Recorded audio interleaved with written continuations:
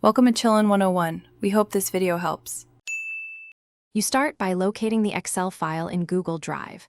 Sign into the Google account that holds the XLSX, then right-click the file and choose Open with right arrow Google Sheets. This converts the workbook so you can edit immediately. You keep the original XLSX in Drive until you choose to overwrite it. Once opened, make sure to rename the sheet copy if you want to preserve the original file. This step gets you into a live, cloud-editable spreadsheet without additional downloads. Now edit while preserving Excel fidelity. Work inside Google Sheets, but remember Google may alter some functions. Once you finish a section, test key formulas to confirm results match Excel behavior. If exact Excel formatting matters, periodically choose File, right arrow Download, right arrow Microsoft Excel, XLSX, so you maintain a compatible copy.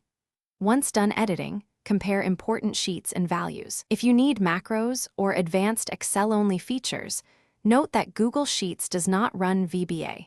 Plan to reapply those in Excel. Finish by creating a final Excel copy and uploading it back to Drive if you want the XLSX stored online.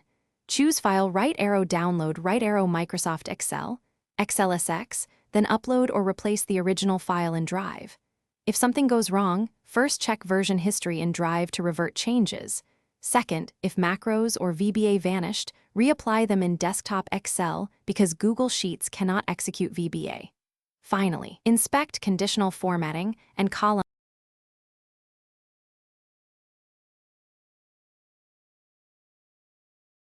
Thanks for watching. Consider subscribing if we helped you.